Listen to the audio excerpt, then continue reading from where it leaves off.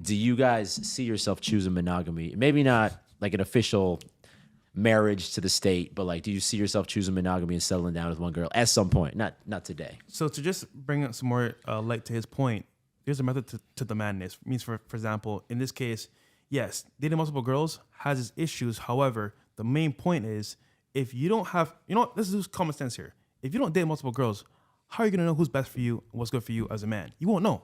So ultimately, you need that experience. And then secondly, for me personally, I think where I've been through multiple girls, been through lifestyle, all that stuff, that maybe one day I could consider it, but right now where I'm at, no.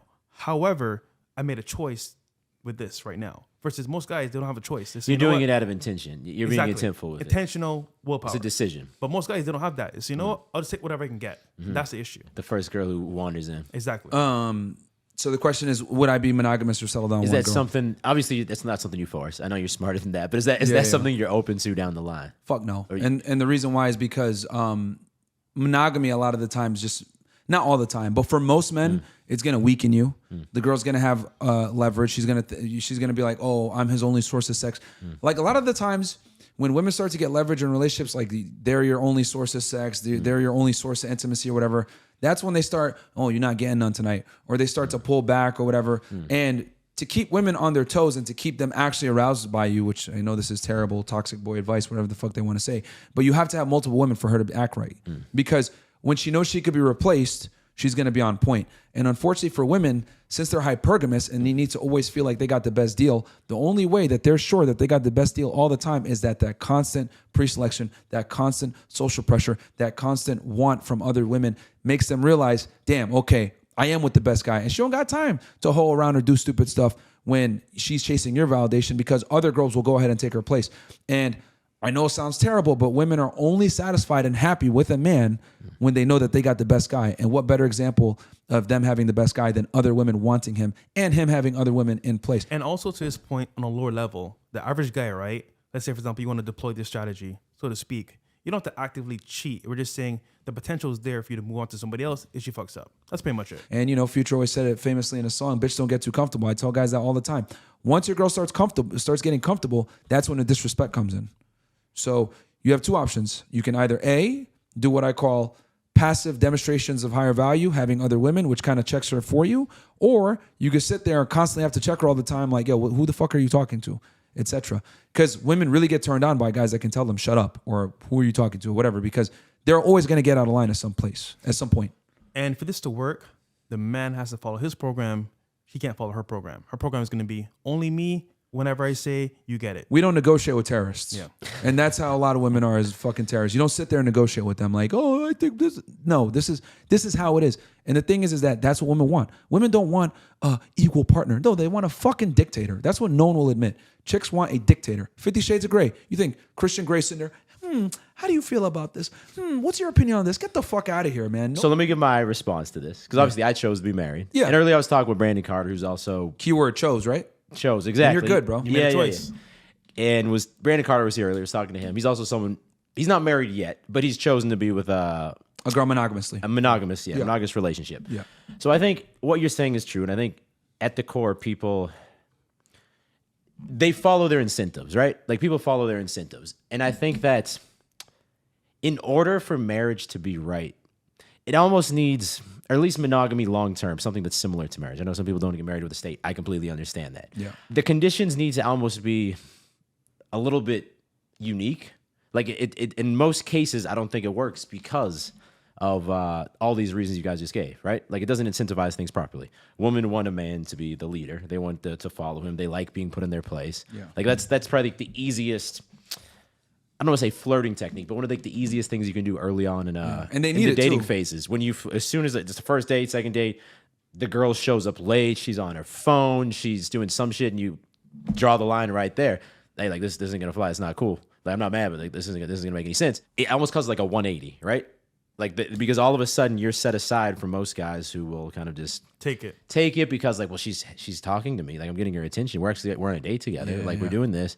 Your woman still wants to know you're desired by other women. I guess I say that because I'm not acting on that, right? And I've chosen to be monogamous, and I've never cheated. But I do think the fact that when you build yourself up, and just these criteria you give get you to the point where like when you have these criteria and people are aware of that, obviously with like social media and clout, like maybe it amplifies it a bit versus like the normal person where it's maybe 100%, a little bit more in their face that like there's a lot of options out there. Yeah. But I think that even if it's not acted upon, once you've developed yourself to that point where even when you're just casually hanging out with people, girls are a little bit more flirty with you than they'd be. I think those are like reminders that allow that dynamic to stay in place. But again, this all kind of comes back to the fact. But women need those reminders, is my argument. Like, and here's the other thing too. And they notice the subtle. They notice the subtle things. And here's the other thing too. Like, this is why it's so important to have like social proof and pre-selection in today's day and age.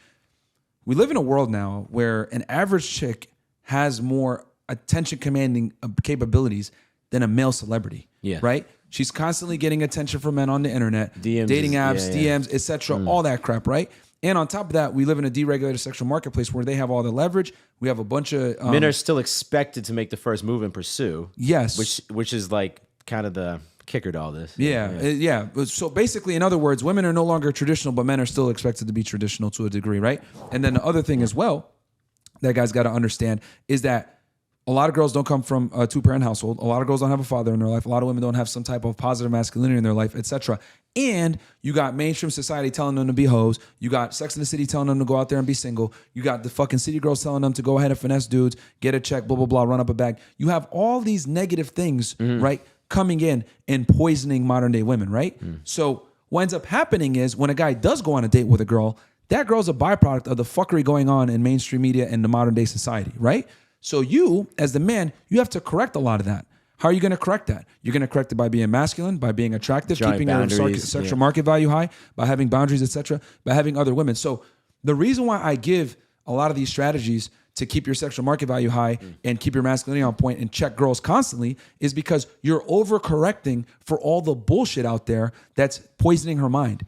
I didn't, 70 years ago when a girl had a good father at home and two parents, etc., religion, shame, you didn't have to do all this. But that's a good point because I think maybe the biggest, and unfortunately, people are victims to these things. That you don't choose your parents, right? Yeah. But I think one of the biggest indicators for a girl that could be wifey material, we'll call it, is someone who has their parents have a healthy marriage because now that has been put in their place in their mind. That seed's been planted before all like the societal poisoning we could call it has happened. Without that.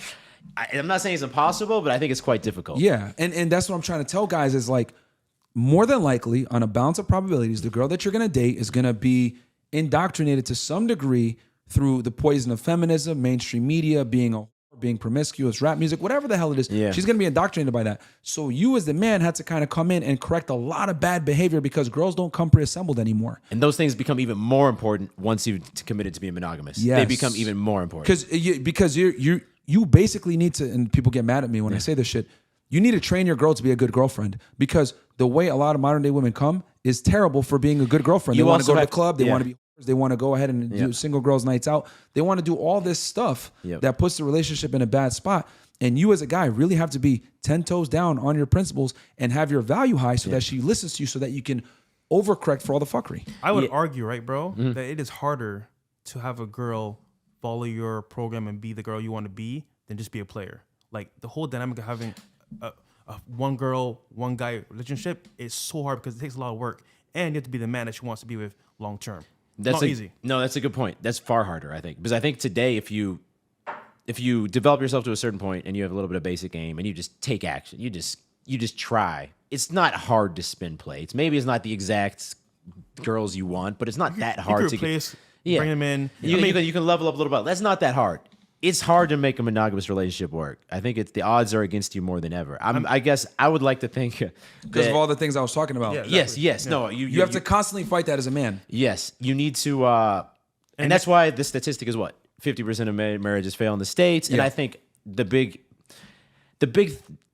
side note for that is like I don't like necessarily looking at statistics all the time because that's like average people, not to like talk down to people. Like that's average people's marriages are failing, right? Yeah. And that's because of all the reasons you just listed. That's the average path in society. And that's sad. It's shitty, right? Obviously, if we could go back, we go back. Yeah. So I think now more than ever, if you're going to make that commitment, it has to be done from a place of abundance and having options. It has to be a choice. And it has to be done with a mindset going in that is not, will you marry me? And then all of a sudden, all of my responsibility to be the man and maintain this dynamic is gone. If anything, it's enhanced now. Yeah. Yeah, I mean, I think as long as guys move intelligently and they're doing it by choice, because most guys, let's keep it 1,000, they get married because they're getting pressured by their girl, they're getting bullied, and they're getting married kind of out of a necessity. As long as guys are doing it by choice, they're monogamous by choice, I'm totally cool with that. My problem is when guys are monogamous because their girl's forcing them to, or their value isn't high enough to command what they actually want. So guys, quick word from our sponsor real fast. You know we don't mess around when it comes to leveling up, and that goes for your coffee too. If you're still drinking that sugary shit, you're already started your morning off wrong. 1775 Coffee's protein creamer is what real men use to start their day. 10 grams of whey protein per serving, designed to build muscle and boost metabolism. Most people are tossing whey protein into their coffee, but we took it a step further and made a creamer with whey protein already built in, no added sugar, just protein. They just dropped this protein creamer along with a whole new lineup. In addition to the classic dark and medium roast, you'll find new coffee pods and a brain-boosting mushroom blend that'll have you focused like a sniper locked in on CNN. Don't start your morning funding the woke mob and dumping garbage into your body. Do it right with 1775 Coffee. Use code FRESH to get 15% off. Guys, I'm drinking 1775 Coffee right now, man. As we walk it like we talk it over here, guys, and they got one that has a protein blend, man, so definitely go show them support. Shout out to 1775 Coffee.